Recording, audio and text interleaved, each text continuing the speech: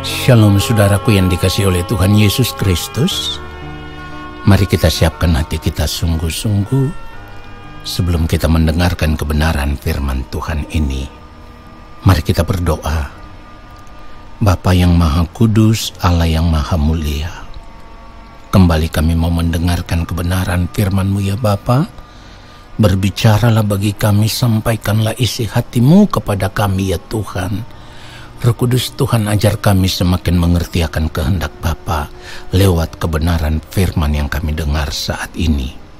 Di dalam nama Tuhan Yesus Kristus kami berdoa, haleluya, amin. Saudara yang dikasihi oleh Tuhan Yesus Kristus, kebenaran firman Tuhan kita saat ini berjudul Rumah yang Indah. Nah saudaraku, manusia pada umumnya selalu berusaha untuk memiliki tempat tinggal yang nyaman di dunia ini. Dan orang-orang yang selalu berjuang untuk memiliki kenyamanan hidup di dunia ini biasanya juga ingin memiliki rumah yang indah, ya, atau rumah yang nyaman bagi mereka, rumah impian seperti yang mereka inginkan, saudaraku. Lalu karena fokus hidup mereka hanya tertuju kepada kenyamanan hidup dunia, pada akhirnya tanpa disadari mereka telah menjadikan kenyamanan hidup dunia itu sebagai tujuan hidup mereka satu-satunya yang harus mereka capai. Ya, itu dijadikan sebagai satu-satunya tempat perhentian bagi mereka, bagi kehidupan mereka. Jadi tidak ada lagi, ya, tidak ada lagi perhentian hidup yang lain yang ingin mereka tuju. Karena apa? Mereka sudah terlanjur merasa nyaman dengan apa yang mereka miliki, kenyamanan hidup yang mereka miliki. Saudaraku, kenyamanan hidup seperti itulah yang membuat manusia pada umumnya akan takut bila menghadapi kematian atau takut terhadap kematian. Orang yang selalu tergantung kepada kenyamanan hidup dunia, maka jiwa mereka juga akan selalu terikat, ya. Jiwa mereka akan selalu terikat atau selalu bergantung dengan berbagai fasilitas kehidupan dunia. Dalam hal ini, saudaraku, mereka bergantung terhadap materi, ya, dan juga berbagai bentuk hiburan dunia. Itu yang mengikat mereka. Sebab mereka menganggap bahwa semuanya itu akan menyenangkan diri mereka. Semuanya itu bisa memuaskan hati mereka. Semuanya itu bisa membuat mereka merasa bahagia. Saudara yang dikasihi oleh Tuhan Yesus Kristus, tanpa disadari, cara hidup seperti ini juga masih banyak dimiliki oleh anak-anak Tuhan, oleh orang percaya. Dan sebenarnya dengan memiliki cara hidup seperti ini telah menunjukkan bahwa mereka tidak benar-benar menjadikan Tuhan sebagai satu-satunya tempat perhentian mereka. Sekalipun mereka mengaku diri sebagai orang percaya atau sebagai anak-anak Tuhan, tetapi mereka tidak benar-benar menjadikan Tuhan sebagai satu-satunya tujuan hidup mereka. Nah saudaraku, inilah yang firman Tuhan gambarkan sebagai orang yang bersahabat dengan dunia.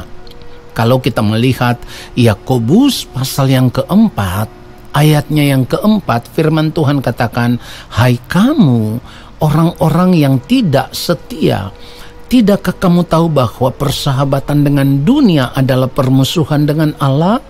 Jadi barang siapa hendak menjadi sahabat dunia ini, ia menjadikan dirinya musuh Allah." Saudaraku, jika firman Tuhan katakan bahwa persahabatan dengan dunia adalah permusuhan dengan Allah, ayo kita harus memeriksa diri kita masing-masing.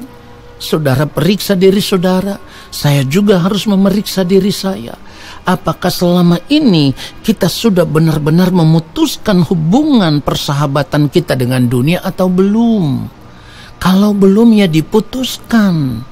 Kalau belum, ya dihentikan. Saya terus memeriksa diri saya setiap hari, dan di dalam sepanjang hari-hari hidup ini saya terus berjuang untuk itu. Bahkan saya sering berkata, ketika ada di dalam doa, saya berkata kepada Bapa di sorga, ya Bapa, hamba memilih untuk tidak lagi menikmati dunia ini dengan segala kesenangannya. Saya serius untuk itu, saudaraku, dan saya berharap saudara juga harus serius untuk itu. Kalau kita mau benar-benar mengarahkan fokus hidup kita hanya tertuju kepada Tuhan dan kerajaannya, maka kita harus serius untuk satu hal ini. Jangan lagi bersahabat dengan dunia ini.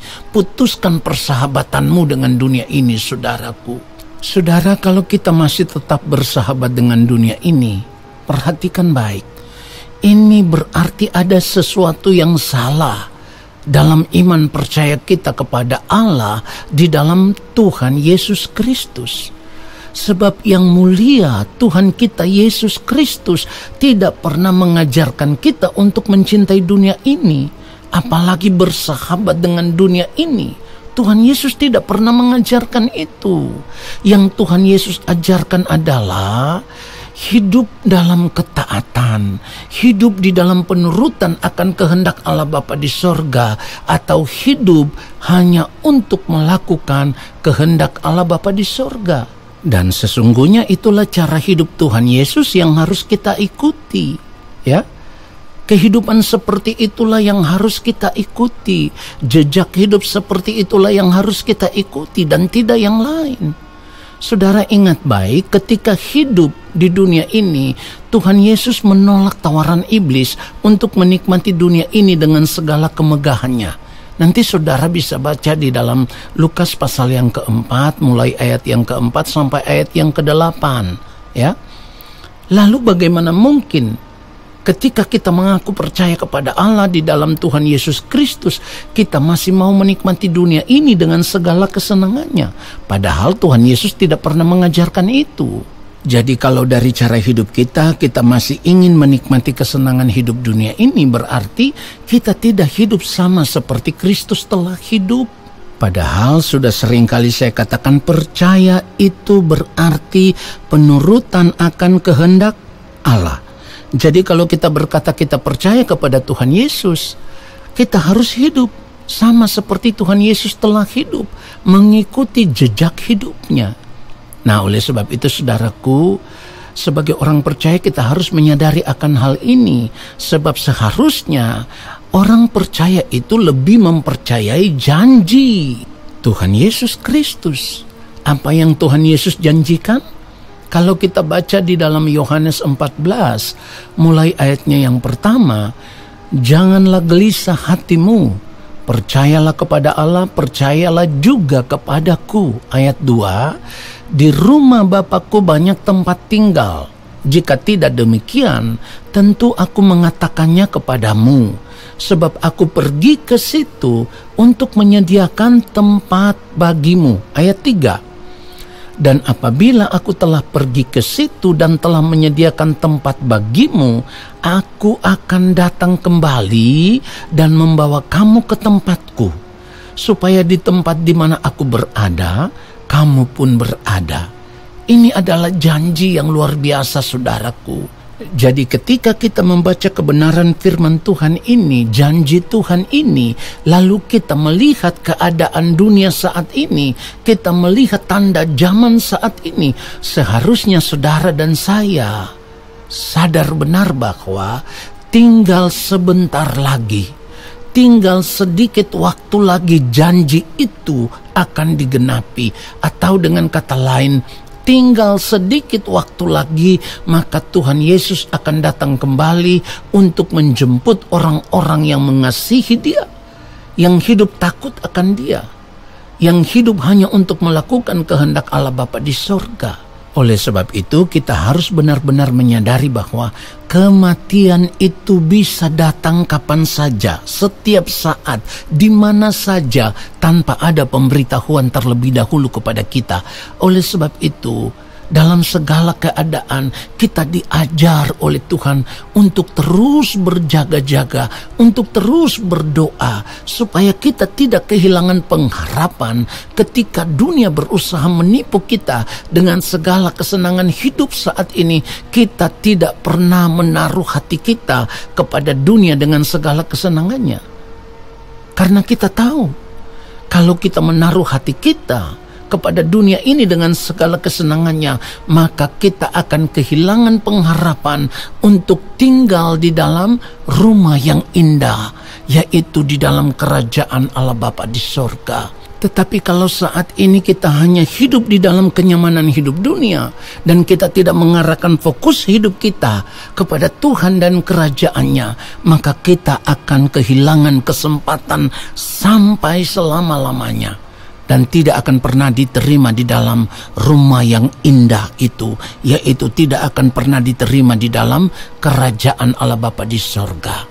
Berbahagialah orang yang saat ini menyerahkan hidupnya kepada Bapa, karena ia memiliki pengharapan masuk di dalam rumah yang indah, di dalam kerajaan Bapa di sorga. Haleluya, amin.